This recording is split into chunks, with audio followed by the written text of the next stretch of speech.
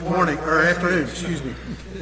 In compliance with the Open Public Meetings Law, I wish to state that on September 20th, the notice of this meeting of the Upper Township Committee was posted on the official Township Bulletin Board and the Upper Township website, emailed to the Atlantic City Press, the Ocean City Sentinel Ledger, the Herald Times, and filed with the Township Clerk.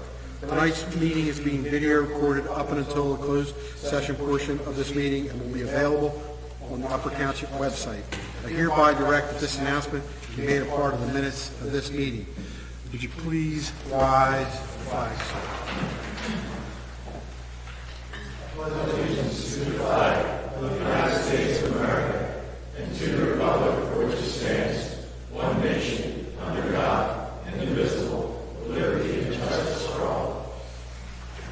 Call the roll, please.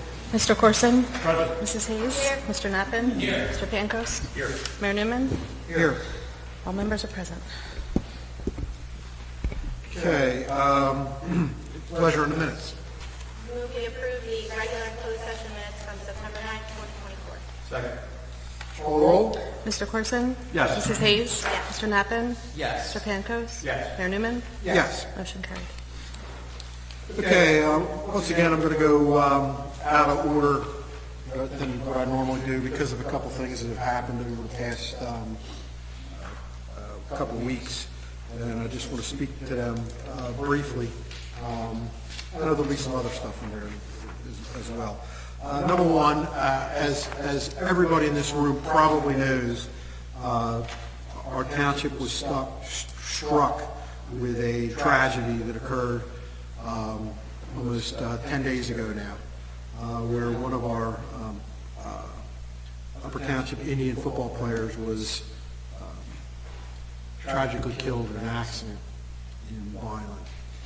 Now, what amazed me more than anything, other than hearing about this kid's young 9-year-old life and how great it was, which he was, and is, and his memory will continue to do that, to be shown through his, all the tributes that were made to him, was the fact that the way this township and this community came together, unbelievably fast, unbelievably quick, and unbelievably appropriate.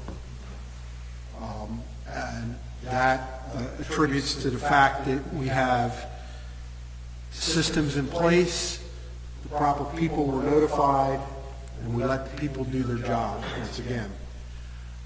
And that particular instance, and trust me when I tell you that I am not taking credit for any of this, or anybody up here in this committee, but I was rightfully notified by Committeeman Knappen within 20 minutes of it happening.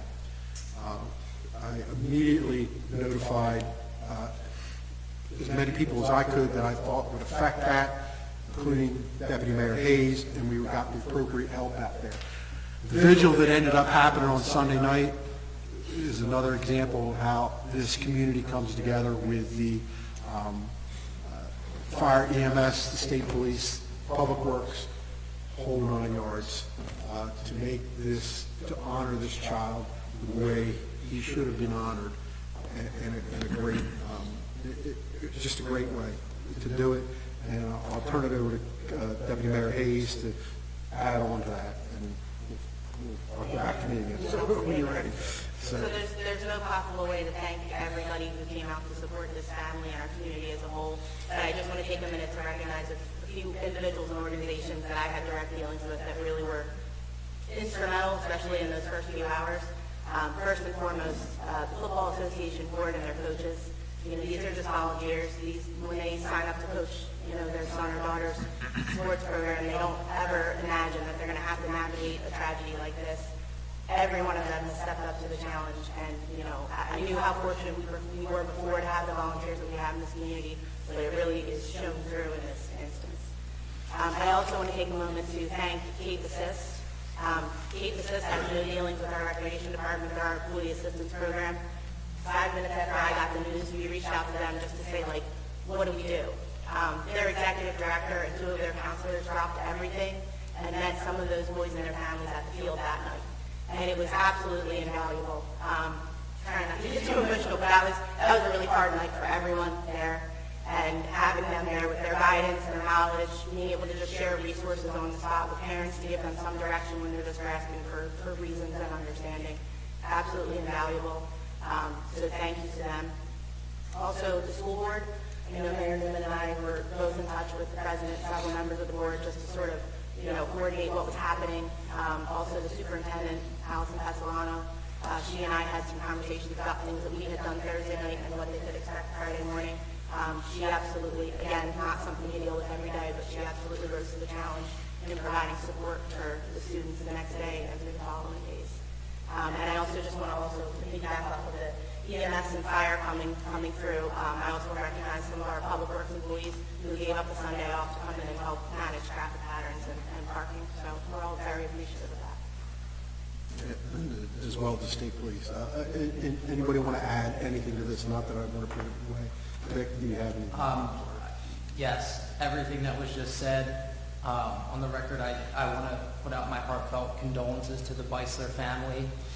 You couldn't meet a nicer mom and dad, which is why Easton was such a great boy. He was on my son's Little League Championship baseball team and also on the football team.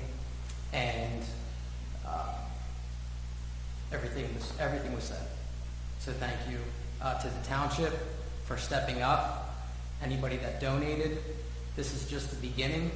The team is going to be having all types of ways to honor Easton moving forward throughout the season. They dedicated the season to him.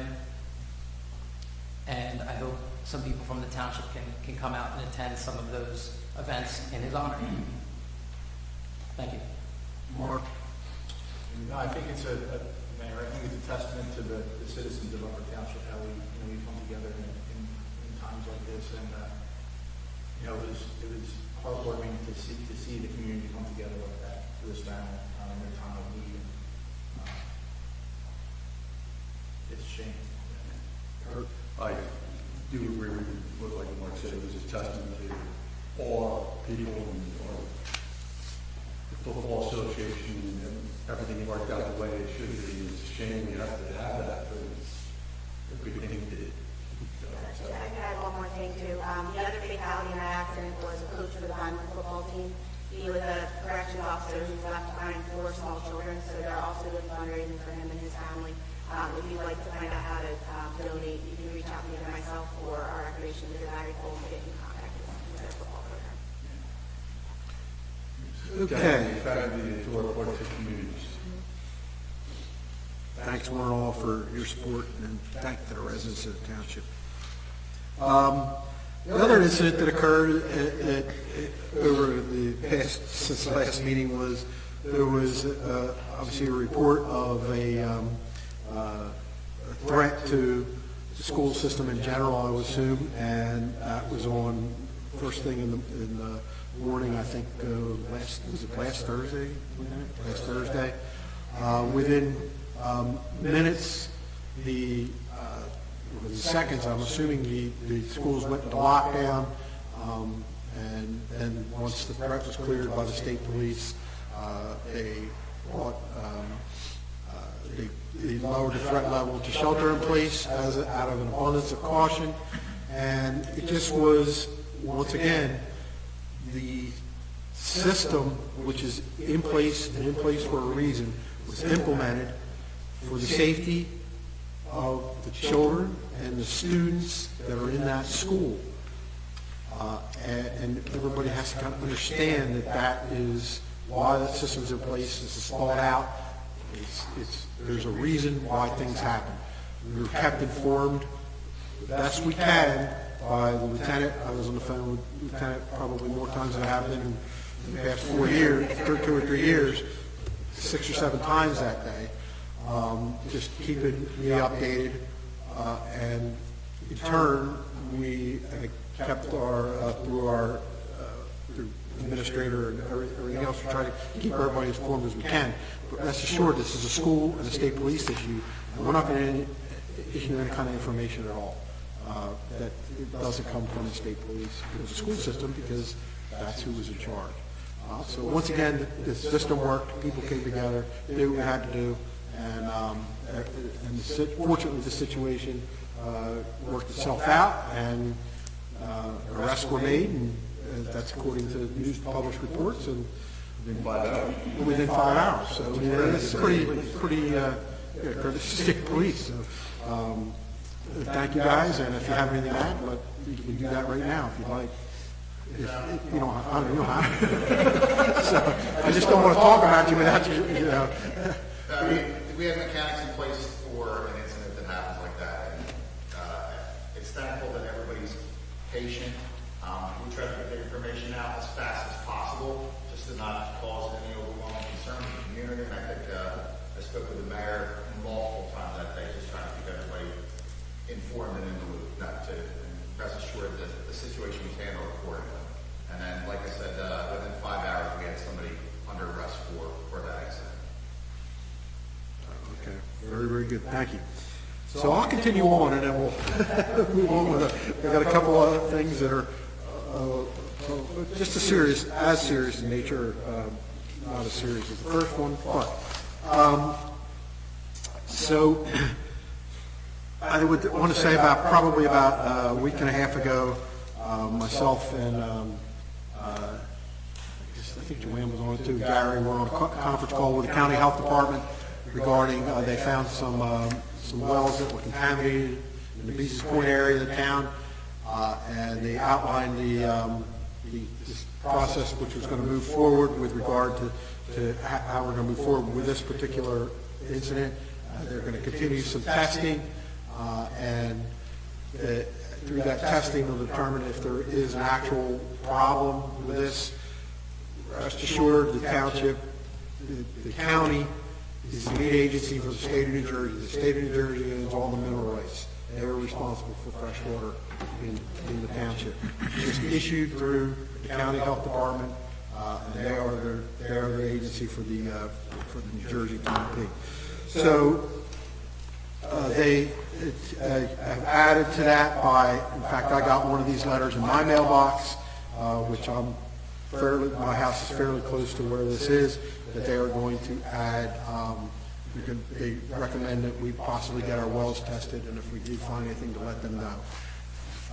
What will happen in the future if they find an area, right now they're providing those families those wells that have been tested positive with bottled drinking water, and they also are moving forward with the next steps, which would be a treatment system installed in the home, or possibly adding the water, because the water, the New Jersey American water pipe's right there. It's very accessible. This has happened in the past. The township, Curtis was involved in that, as I was in my previous life, and that that ended up in water lines being extended and wells being tapped and that type of thing. In any event, just want everybody to know that we're on top of it. The county health department's on top of it, and they're moving forward in an appropriate manner. And if anything more comes out of it, we'll let everybody know. All the residents that have contaminated wells are notified, and they're notified of the process. I think that's enough for me. Tim, you can go next. Yes. So just a couple quick announcements. Under new business tonight, we have the application for the Historical Society's Apple Fest at the Gandy Farm, which will be held on Saturday, October 5th. Assuming that it's approved, I'm going to take a gamble and say that we're probably going to approve that one. Also, the following day on Sunday, we have our annual Fall Fest at Amanda's Field, which will be from 11 a.m. to 5 p.m. Sort of the same vein as last year. There'll be the show and go car show, craft fair, food trucks, beer and wine garden, and we're going to have a big screen streaming some things. We'll just say that. And then finally, also have the Health and Wellness Fair, which is on October 24th from 3 to 5 at the That is all I have. Just two quick animal control. There's a free rabies clinic coming up October 26th, rain or shine, 1 to 3 p.m. Shore Veterinarian Animal Hospital, 73 Hope Corson Road in Seaville. Please bring your previous vaccination records. Thank you, Mayor. Two quick things. Number 17 on the agenda, Public Works is moving forward with their progressing forward with upgrades to their equipment. This one's through the National Cooperative, which is good, part of that bond that we approved earlier. Number 19 is our new employee, provisional, Upper Township as a labor, Rocco Camino. So hopefully we get to welcome him on board tonight. And also, just want to let everybody know that there's a free community paper shredding event Saturday, November 2nd from 9 to 12 at Rich Asset Management on Roosevelt Boulevard there in Memorial. Up to 5 boxes you can bring in, shred your papers. Refrigerator boxes? Whatever you can carry. And they're also accepting non-perishable food donations. So, Rich Asset Management there at Roosevelt Boulevard. Thank you. September 15th was our last day of Guardian Beaches, and we had a very quiet, uneventful summer. I think the 14th was a rescue at the inlet. Somebody was swimming in the inlet, and they thought that was a safe place to swim, going northeast. And Goshen City got involved with it, and actually Strathmere Fire got involved with it, but a boat actually picked the guy up, so it's a good thing. I'd like to thank the Public Works Department for helping transport equipment and cleaning up the beaches. Everything looks good. Everything's on its way for the winter, so. Usually it's so slow, the water's so cold. Yeah, I heard it's cold all year. That usually helps out. Well, actually, the water, from what I understand, the 14th and the 15th was the warmest it was all year. No, there we go. Yeah, so it was cold water, but most of the winter.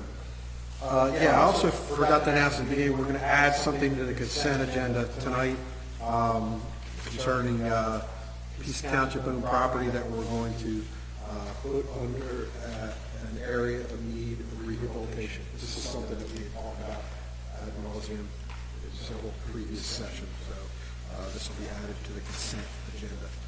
Gary. Thank you, Mayor. We continue to work on the health benefits program for the city. So I know that we spoke about the increases through the state. We are a state health benefits program. The increase this year was another 17.3% collective. So 17.3% on top of 4% on top of 23% or 22%. right? And so, someone has to absorb those costs, and unfortunately, the ultimate payer is the taxpayer. So we came up with some employee contribution programs, increasing certain things, decreasing certain things, and the employee base has been very facilitative and understanding that healthcare has now become one of the larger components of their employment. Barbara and I were talking about it. The Direct 10 plan that we had cost approximately $50,000 just for the plan. For a family plan. So if you're hiring a $50,000 employee, you're already at $100,000 just to keep that employee. So the employee base is very, very facilitating, cooperative, and understanding, and we continue to move towards open enrollment in October 1st. Correct. Again, just like the troopers we're talking about, the incident command is amazing. The chain of command, the communications, these particular large-scale events have a lead agency, and those lead agencies talk to the mayor talks to me, and I talk to my administrator in the various school systems, and together that information gets relayed promptly, precisely, and without inaccuracy. And I do appreciate you facilitating that for us. You are a police department protection. Again, the mayor was correct relative to myself and Joanne and the engineers talking about the mercury location in some of the wells in the neighborhoods. There is a spill fund for New Jersey. They did hand out pellet systems, right? The pellet system stands for point of entry water treatment for the 2 or 3 that have been identified already, and they're going to expand. And once they find where the anomaly stops, that's when the DEP will then take a little bit more aggressive action. Again, on the bonding, I just want to let 14. So engineering is going to talk about the athletic court resurfacing. And 16 is the new court recording system. And so 50% will be paid by an outside fund, and then 50% will be paid by our bond. And that's kind of what the committee talked about. And each purchase has to come back to the board, and they'll make a determination based on the collective input, and that's how we come up with those numbers. That's all I have, Your Honor. Thank you. Moving along. I'm not a judge yet, but I did forget to bring up, we passed a resolution forwarded on the state BPU regarding the Atlantic City Electric rate increases, the drastic rate increases that have affected everybody. And in all honesty, we just got the same gobbledygook back that we expected. That says that, hey, it's the BPU, they went through the Board of Public Utilities and got their increase just as required by law. However, I don't know if anybody else has seen, their Microsoft and Exelon are partnering to reopen 3 Mile Island. So I hope that'll address some of the energy crisis. That seems to be the real problem, is that we're not producing any energy. So, supply and demand, the basics, the price goes up. Joanne. Just one thing, the last day to register to vote for the general election is October 15th. We have the registration forms on our website in the clerk's office, or you can go to Cape May County Votes and also download the form. October 15th, last day to register. Go to Cape May County Votes, and you can come here as well, wherever you want to go, you can register to vote. Mr. Monzo. Yeah, one thing, Mayor, Gary and I received a primer on cell towers from Ashley Shustak at Colliers. Okay. And the configuration of the 3 carriers are going to be changed as a result of the bidding.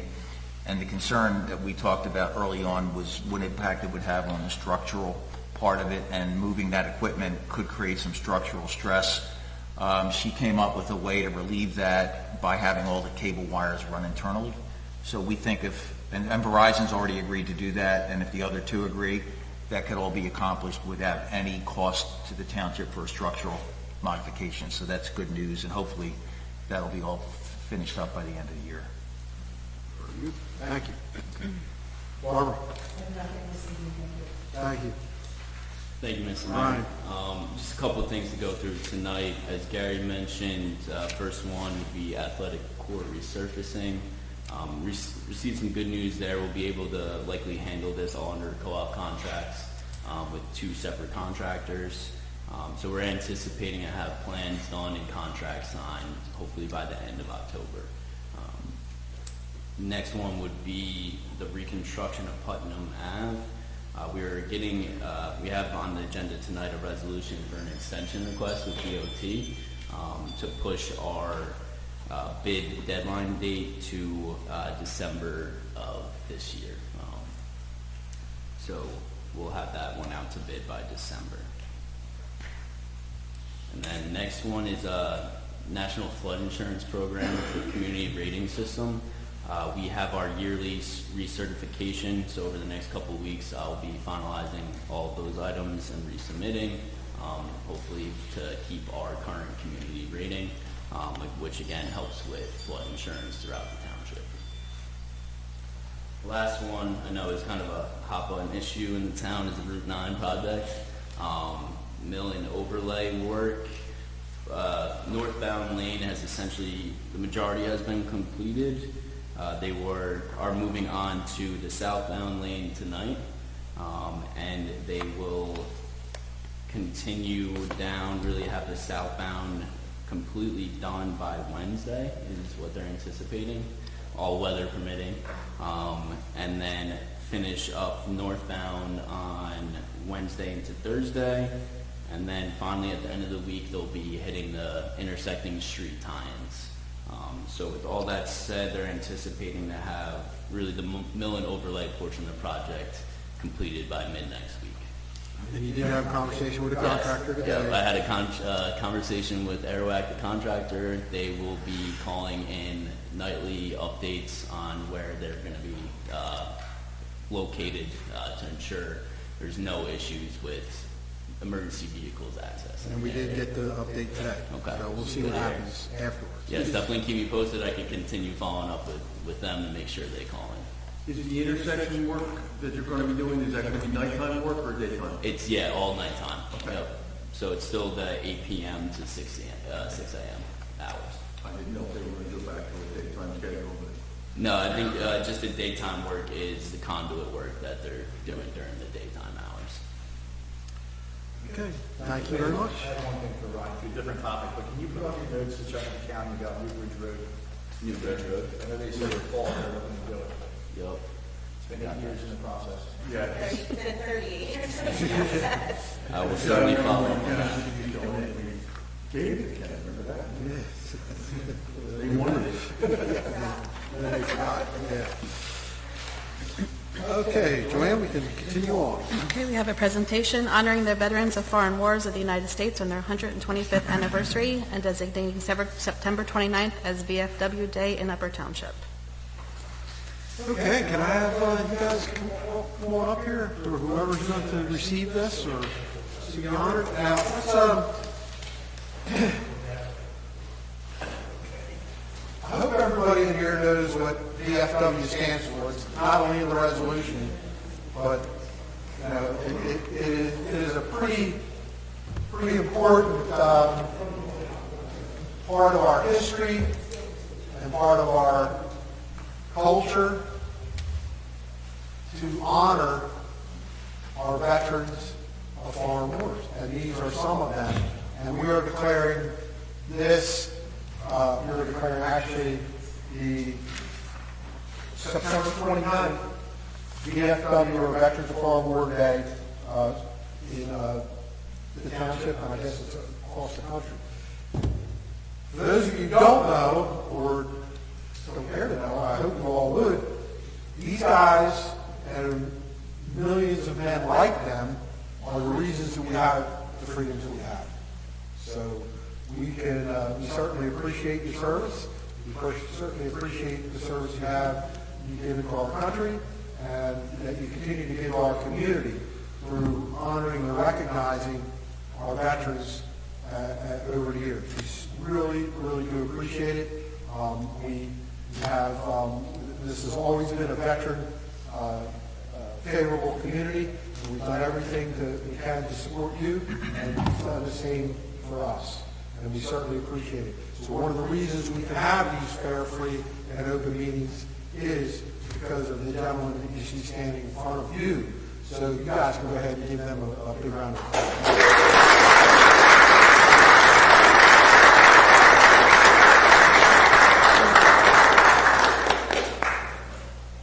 So, go on out here. Take center stage, of course, but who wants to, Mike?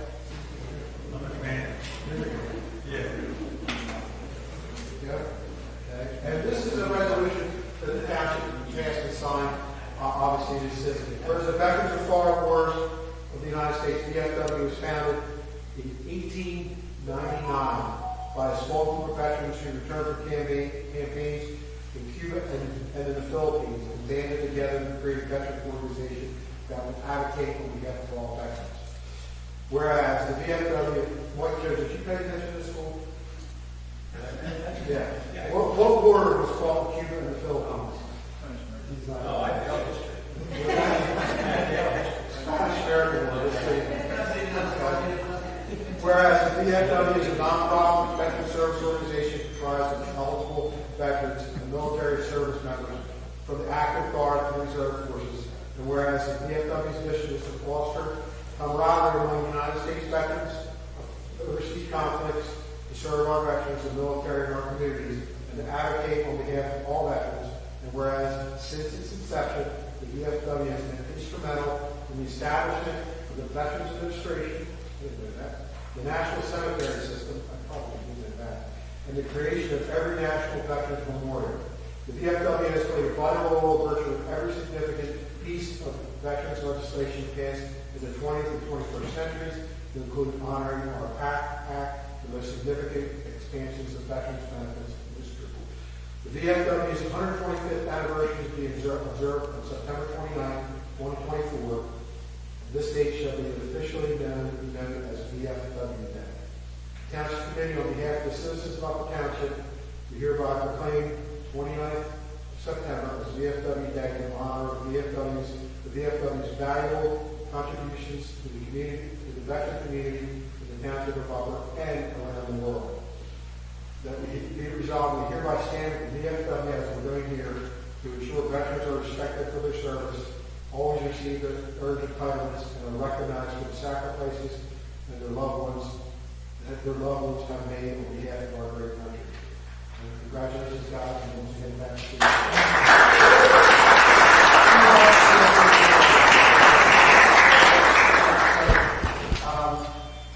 Gary,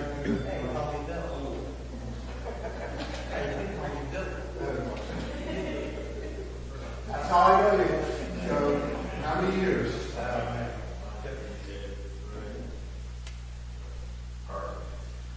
So, thank you, gentlemen. Certainly appreciate it.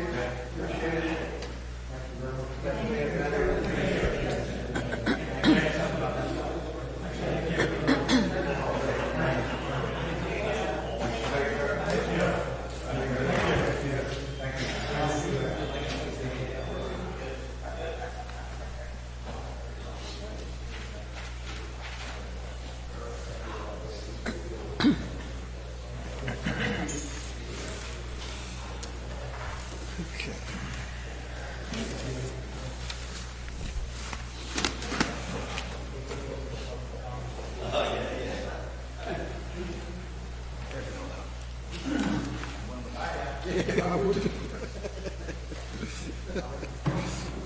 Okay.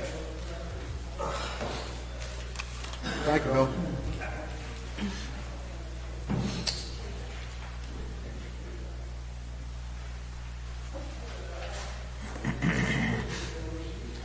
Okay, now open up the meeting to the public. Anybody from the public would like to comment? Make a comment to the Township Committee.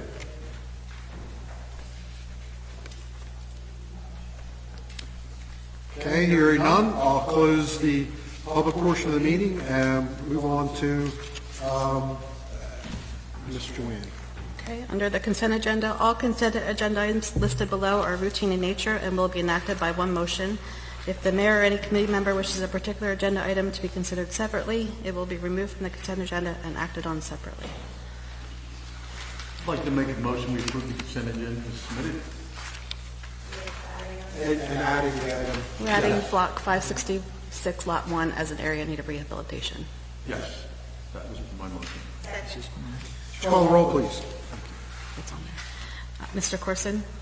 Yes. Mrs. Hayes? Yes. Mr. Knappen? Yes, and in my opening, I was emotional. I wanted to say this too. Number 16, that $19,000 for the court recording system, $10,000 of that is going to be paid for by DWI funds.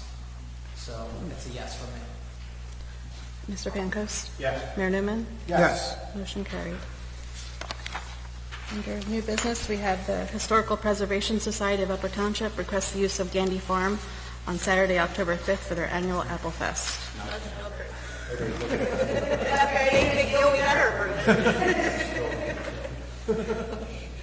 Anybody want a second? Call the roll, please. Mr. Corson? Yes. Mrs. Hayes? Yes. Mr. Knappen? Yes. Mr. Pancoast? Yes. Mayor Newman? Yes. Motion carried. 21, South Shore Stitchers request the use of the Upper Township Community Center from Wednesday, October 16th to Sunday, October 20th for their biannual quilt show. Motion approved. Call the roll, please. Mr. Corson? Yes. Mr. Hayes? Yes. Mr. Knappen? Yes. Mr. Pancoast? Yes. Mayor Newman? Yes. Motion carried. Shore Memorial Hospital Auxiliary request to hold raffle RA 581 and raffle RA 582 at the Seaville Firehouse on November 2nd, 2024. Move we approve it. Second. Call the roll, please. Mr. Corson? Yes. Mrs. Hayes? Mr. Knappen? Yes. Mr. Pankos? Yes. Mayor Newman? Yes. Motion carried. 23, Under the Bridge Rowing Club request to hold raffle RA 583 at 371 Dennisville, Petersburg Road, Petersburg on November 9th, 2024. Motion approved. Second. Call the roll, please. Mr. Corson? Yes. Mrs. Hayes? Mr. Knappen? Yes. Mr. Pankos? Yes. Mayor Newman? Yes. Motion carried. Pleasure of bills. I hereby move that all claims submitted for payment at this meeting be approved and then incorporated in full in the minutes of this meeting. Second. Call the roll, please. Mr. Corson? Yes. Mrs. Hayes? Yes. Mr. Knappen? Yes. Mr. Pankos? Yes. Mayor Newman? Yes. Motion carried. Okay, Mark Pankos. Thank you, Mr. Mayor. Hereby move that a resolution be incorporated into the minutes authorizing the Township Committee to act into executive session for the following matters pursuant to the Open Public Meetings Act. Number 1, personnel. Number 2, contract negotiations, substitute public defender. Number 3, contract negotiation, affordable housing administrative service. Number 4, contract negotiation, Remington and Murray engineers. Number 5, contract negotiation, shared services agreements for municipal court services. Number 6, potential litigation, Prescott Avenue. I also included in my motion the estimated time and the circumstances under which the discussion conducted in closed session can be disclosed to the public as follows. It is anticipated the matters discussed in closed session may be disclosed to the public upon the determination of the Township Committee that the public interest will no longer be served by such confidentiality. With respect to employment and personnel matters, such discussion will be made public if no formal action is taken, and when the individuals involved consent that it can be made public. With respect to contract negotiations, such matters will be made public when negotiations have ceased and there is no longer a reason for confidentiality. With respect to litigation matters, such discussion will be made public when litigation is complete and the applicable appeal period has expired. Call the roll, please. Mr. Corson? Yes. Mrs. Hayes? Mr. Knappen? Yes. Mr. Pankos? Yes. Mayor Newman? Yes. Motion carried. Okay, we'll take a couple minutes. Back and finish up.